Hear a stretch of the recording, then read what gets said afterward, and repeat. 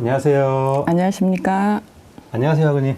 안녕하십니까? 예, 반갑습니다. 네, 반갑습니다. 저희 이번 그 베스트 학습 사례 우수 사례로 선정되신 거 축하드리고요.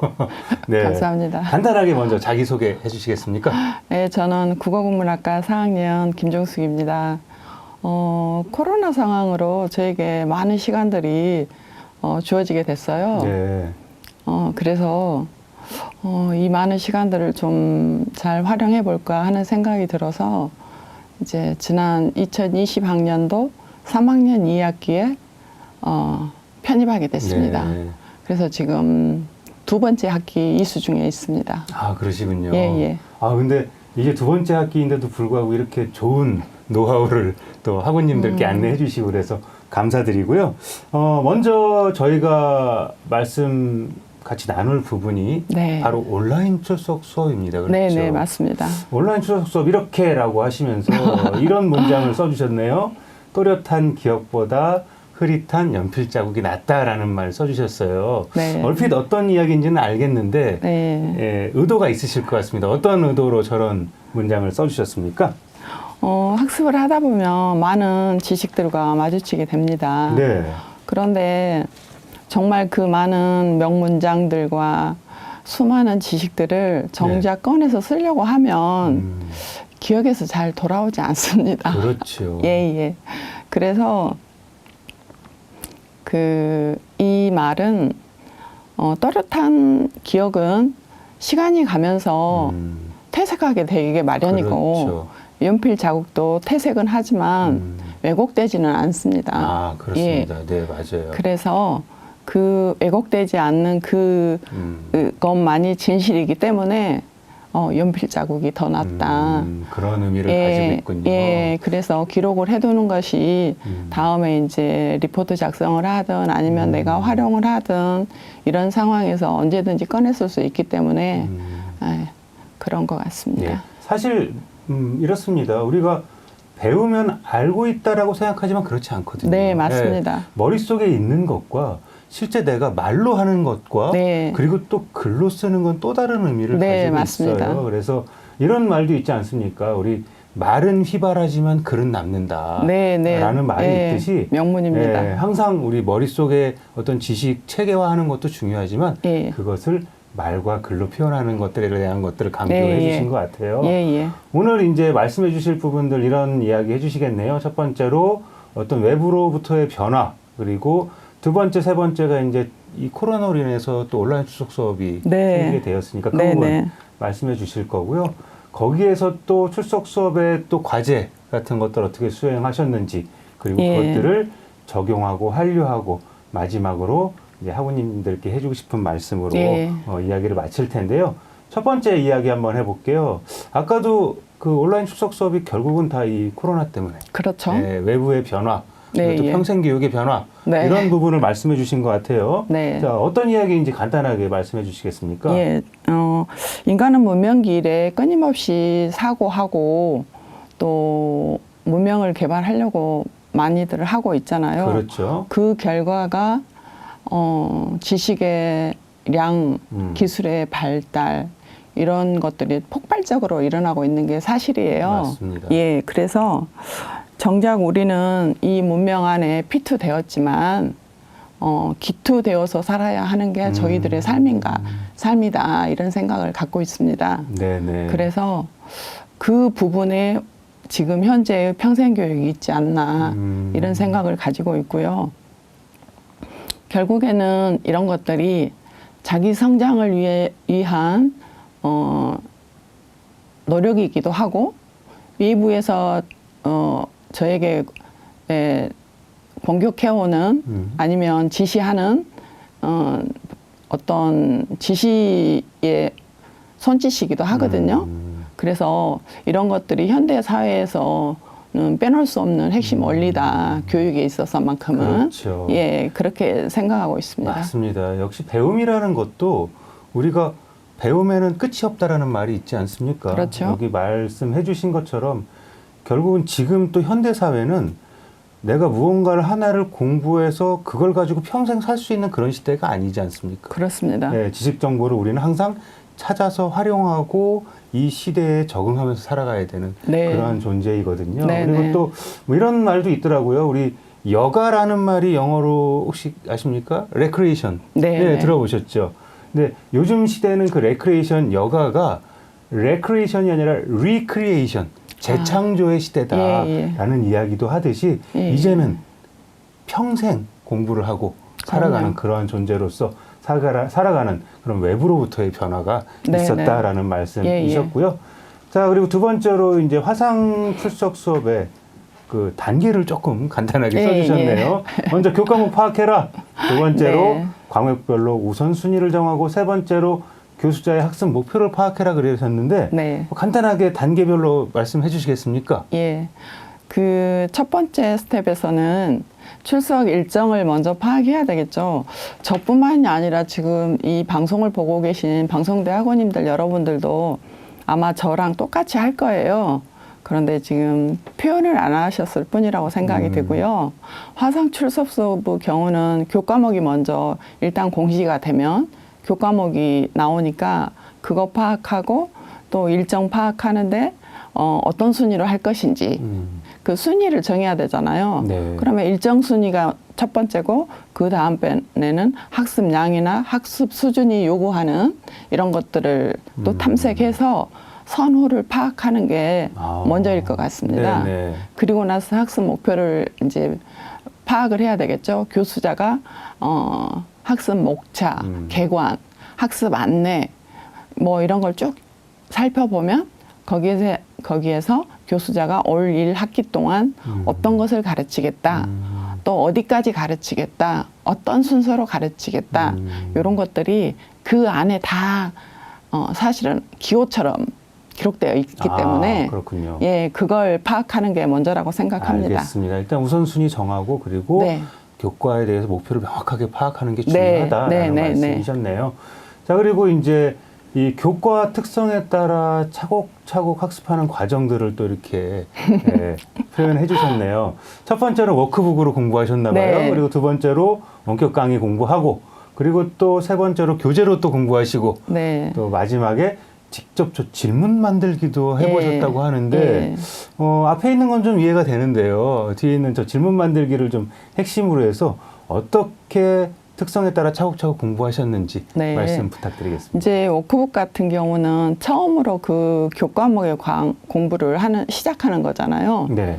그래서 무턱대고 워크북이라고 해서 워크북을 바로 공부하는 게 아니고 일단 교재가 모든 정보의 집합체니까 교재에서 목차랑 다 확인한 다음에 워크북 수업을 들어가겠죠. 네. 그리고 나면 이 워크북의 성격이 어떤 것인가 집중 요약을 해놓은 워크북인지 아니면 더 알기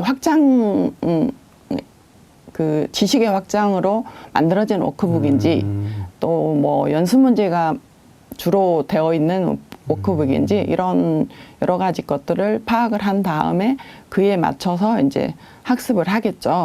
그러니까 교과 특성을 파악하는 거네요, 결국은. 그렇죠. 네. 제일 먼저 교과가 어떻게 이루어졌는지를 알아야 워크북도 마찬가지로 수업하는데 참조가 되겠죠. 그렇죠. 네. 그리고 이제 원격 강의 같은 경우는 그 교환의 핵심이 무엇인지가 저 안에가 다 들어있으니까 짧은 시간 50분 수업이니까 그 안에 모든 핵심은 다 집약되어 있다고 봐야 되겠죠. 그렇죠. 그리고 그곳에서 힌트를 주는 거죠.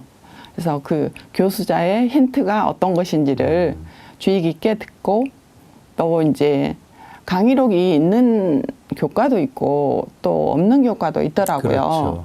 그래서 강의록이 있는 교과 같은 경우는 강의록을 다운받아서 인쇄해가지고 그곳에다 언더라인을 치면서 중요한 부분을 표시를 할 수도 있고 네. 강의록이 없는 경우는 교과서를 열어두고 교과서에다 언더라인을 치면서 표시하는 방법도 있고 네. 그리고 이제 원격 교육을 공부를 먼저 하는 경우는 이제 이런 경우예요. 내가 교재를 아무리 강독을 열심히 한다고 하더라도 강의에서 중요한 부분을 잡아주기 때문에 사실은 강독하면서 놓쳐버리는 부분들이 있는데 네. 강의록이 있음으로 인해서 그런 부분을 잡아줄 수 있다는 거. 그래서 원격 강의의 강의록은 상당히 중요하다. 꼭 강의록을 다운받아서 보시면 좋겠더라. 예. 제가 해보니까. 그렇죠. 그리고 이제 질문 만들기는 네. 사실은 저는 화상 출석 수업 때 질문을 만들질 못했어요. 네. 왜냐하면 그렇구나 이렇게 물어봤는데 하고서 저 혼자만 생각을 했지 질문을 만들질 못했어요.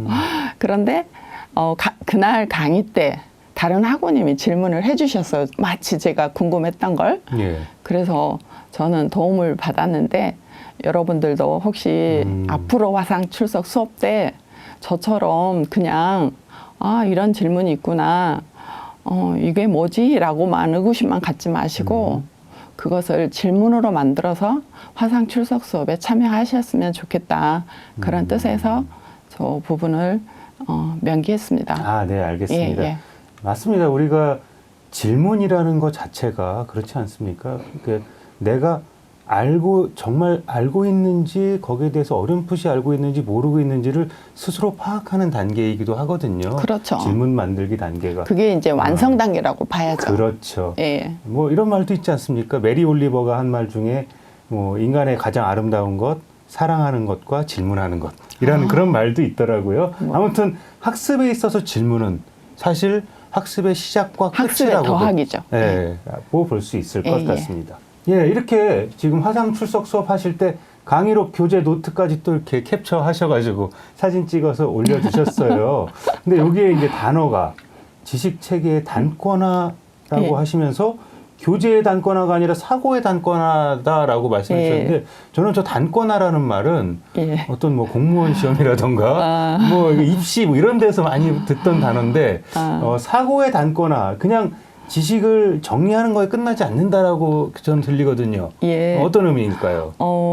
대개는 교재의 단권화라 그래가지고 많은 교재를 하나로 모으는 작업이잖아요. 그렇죠. 예, 그런데 사실 방송대 공부를 하다 보면 시간이 참 부족합니다. 네. 그래서 그렇게까지 할 수는 없어요. 그래서 이제 책을 강독을 하다 보면 어느 부분하고 그 전에 강의를 했던 거 하고 또 워크북을 읽었던 거 하고 또 교수님 말씀하고 여러 가지 것들이 중복이 되잖아요. 그래서 교재 읽으면서 그 부분을 체크하고 다시 또 그 부분 언더라인이나 아니면 표시해가지고 그 부분을 명확하게 습득을 하는 과정들이죠. 그래서 이제 그 부분에 대해서만큼은 내가 마스터했다. 이렇게 정리해가는 과정을 저렇게 표시해봤습니다. 그렇군요. 예. 예, 단순한 어떤 지식 체계의 단권화, 그러니까 교재의 단권화가 아니라 사고를 단권화하는 것들이 중요하다라는 말씀이셨고요. 이제 여기서 이제 첫 번째 제목이 나타나네요. 흐릿한 기억보다 흐릿한 연필 자국이 낫다. 우리 줌으로 이제 현재 화상 출석 수업 하고 있잖아요. 네네. 여기 이제 시작하실 때 참여 전에 어떤 준비하셨는지, 그리고 강의실 입장하고는 어떻게 했는지, 수업 참여를 어떻게 했는지 간단하게 좀 정리해 주시겠습니까? 예.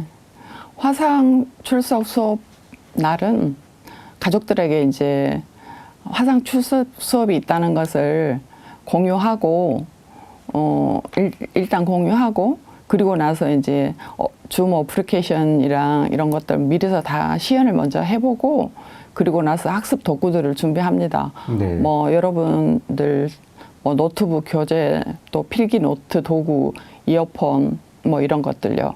그리고 이제 입장을 하면 음소거를 먼저 하고 그리고 나서 이름은 학교에서 요구하는 대로 수정을 하고 출석 체크하고 수업에 들어가겠죠.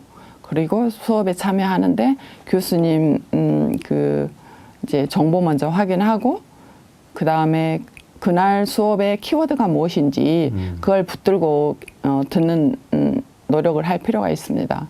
그리고 교수님 말씀 노트에다 기록하고 또 과제명 같은 거 분명하게 파악하고 또 학습하고 과제하고 연결할 수 있는 부분들은 끊임없이 생각하면서 수업을 듣는 게 중요한 것 같습니다. 네, 알겠습니다. 이렇게 이제 화상 출석 수업도 참여 전과 입장과 그리고 수업 참여에 대해서 이렇게 순서대로 쭉 정리를 하셨고 또 밑에 보니까 수업 중에 하신 말씀 다 이유가 있다. 네, 이유가 이렇게, 있죠. 예, 그렇게 예. 하나도 놓치지 않고 예. 교수님의 핵심적인 예. 이야기들을 예. 파악하는 거, 그렇죠? 그냥 예. 받아쓰기가 아니지 않습니까? 늘 인지하면서 듣는 거. 그렇죠, 예. 그렇죠. 그냥 시청하는 것과 예. 학습하는 건 다르니까. 예, 예. 네, 그런 부분을 맞습니다. 말씀해 주신 거고요. 그리고 이제 또 우리 온라인 추석 수업 하게 되면 평가의 방식이 여러 가지가 있는데 그 중에서 이제 과제하는 방법들도 있어요. 우리 과제할 때는 이 또 순서들을 쭉 이렇게 한번 정리해 주셨는데 한번 간단하게 말씀해 주시겠습니까? 네, 일정이 나오면 일정 확인하고 기한 내에 어떻게 할 것인지 계획 잡고 그리고 이제 문제 유형 파악을 해야 되겠죠. 무엇을 말하라는 건지 어디까지 하라는 건지 범위는 어디까지인지 이런 것들 체킹하고 그다음에 학술 자료 찾아야 되겠죠. 그래서 저희 홈페이지 중앙도서관 홈페이지 들어가서 네. 학술 검색, 메타 검색 들어가셔도 되고 아니면 리스트 들어가셔도 되고 그리고 나서 이제 검색이 되면 초록 읽기를 해서 먼저 어떤 자료를 선별을 해야 될 거 아니에요. 다 그렇죠. 받을 수는 없잖아요. 그렇죠. 정말 파악해야죠. 나에게 도움이 네. 되는 것만 해야 되니까 그중에서 초록 읽기를 하면 대개가 제가 필요한 자료는 다 나오거든요. 네. 그러니까 쉽게 그렇게 해서 채택한 다음에 과제 작성 이제 공부하고 과제 작성에 들어가죠. 과제 작성에 들어갈 때는 그 많은 리포트 30장, 40장, 60장 이런 거 다 읽을 수 없거든요. 너무 짧은 것은 읽을 수 있죠. 네. 그런데 이제 많은 경우는 핵심 키워드를 찍어서 그 부분을 중점적으로 읽으면서 그걸 언더라인하고 아니면은 메모지에 정리하고. 화면에다 띄워놓고 메모해가지고 그런 걸 이제 적으면서 자기 생각들을 추가하고 이러면 그것들이 다 응집이 되어서 과제물에서 문장으로 이제 만들어지게 되겠죠. 아, 마지막으로 네, 뭐 네. 과제를 작성하는 그쵸. 그런 단계까지 예, 예. 가는군요. 예. 이렇게 들어보니까 확실히 학습하는 방법을 되게 체계적으로 정리를 잘 해주신 것 같아요. 사실 우리 저 리스나 학술정보연구원에 있는 그런 논문 자료들까지 네네. 찾아본다고 하는 것은 사실 이제 학부생도 당연히 해야 되겠지만 그 이후에 대학원 공부까지도 할 수 있는 그런 네. 저런 기반이 되는 거거든요. 사실 네네. 과제물 같은 경우도 논문 쓰기의 기초 단계라고 볼 수 있어요. 글쓰기이기 네, 때문에. 맞습니다. 그래서 그런 리스를 활용해서 계율을 먼저 봐라. 네. 그리고 파악하고 거기에 필요한 것들을 메모하고 정리하고 요약 정리하고 네. 그다음에 나의 과제를 작성하는 이런 과제 수행 단계 말씀해 주셨고요. 이제 5번째로 우리 또 제가 찾아보니까 많이 본 사이트입니다. 우리 학교의 멘토링 사이트예요. 예. 여기서 또 멘토로 활동해 주신다고 저는 들었습니다. 예. 이게 또 학교에 많은 도움을 주고 계신데요. 이렇게 어떻습니까? 멘토링 활동하시면서 다른 학습자들에게 도움도 주고 계시고 예. 이렇게 또 위의 제목대로 적용하고 활용하고 있다. 네네. 어떻습니까? 성장하는 모습을 본다는 건 기쁜 일인 것 같습니다. 아마 교단에 서신 분들의 그 마음이 그런 것인가 싶습니다. 저는 단순하게 멘토 정도만 하는데도 불구하고 그들의 성장을 볼 때 제가 저만 기쁜 게 아니라 그분들의 성장은 그냥 그분들 개인의 성장이 아니고 사회의 성장이구나라는 생각도 들었습니다. 그래서 생각이 커지면 사회도 밝아지고 또 그들의 그 성취도 있기 때문에 또 모두가 다 행복하지 않을까. 예. 그런 부분에서 굉장히 저는 멘토링 제도를 좀 많은 분들이 활동을 좀 해주셨으면 좋겠다. 그리고 이제 저도 쉽게 들어와서 공부를 한 건 아니잖아요. 그럼요. 네네. 그래서 그런 부분들이 제일처럼 느껴졌습니다. 저분들이 그만두면 안 된다. 저분들에게 손을 끌어들여야 된다. 이런 생각들이 컸기 때문에 그런데 저의 멘티분들이 열심히 잘 따라줬던 것 같아요. 그래서 제가 저런 또 좋은 성과도 얻게 되었지 않았나 이런 생각합니다. 하구님 얘기 들으니까 마음이 좀 짠해지네요. 역시 방송대의 베스트 학습자라고 말씀 드릴 수 있을 것 같습니다. 그렇습니다. 네, 이제 마지막으로 이제 우리 하구님들께 하고 싶은 한마디 하시면서 정리하고 네. 마치도록 하겠습니다. 지성의 숲을 짓는 충만이 있고 넘어서면 설렘이 있는 자유광장이라고 제가 썼습니다. 이제 그 부분을 보면 우리는 어떤 관념이나 편견에도 매어 있지 않아야 자유롭습니다. 그렇죠. 예. 그리고 그 광장이 대학 캠퍼스라고 생각합니다.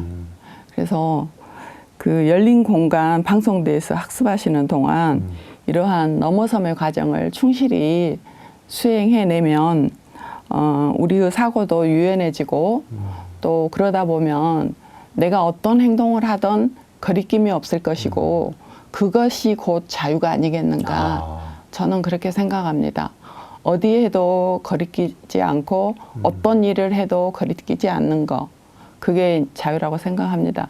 그래서 지금 방송대를 에서 공부하시는 학우님들에게도 이런 그 충만이 넘치는 그런 시간들이 오기를 희망합니다. 네, 너무 예. 좋은 말씀 감사합니다. 예. 사실 그렇습니다. 이 말씀해주신 대로 우리가 어떤 뭐 단어 하나 외우고 그 문제를 맞추고 이게 중요한 게 아니지 않습니까? 예. 말씀해주신 대로 학문의 과정은 자유로워지는 과정입니다. 네. 그렇죠. 해방되는 과정이기도 예. 하고요. 결국은 인간이 생각하는 힘을 갖고 네. 사유하는 존재로서 살아가는 과정. 그것이 바로 우리 방송대가 갖는 말씀해주신 그런 자유의 광장이 되면 너무나 좋을 것 같고요. 예. 오늘 이렇게 방송대 오셔가지고 좋은 말씀 해주셔서 너무나 감사합니다. 예. 저 밑에 있는 언어는 기호들의 체계다 네. 라는 말로 오늘 마쳐볼까요? 예, 그 스위스 언어학자 페르디낭드 소시르가 한 말인데요. 언어는 기호들의 체계다라고 정의를 했습니다.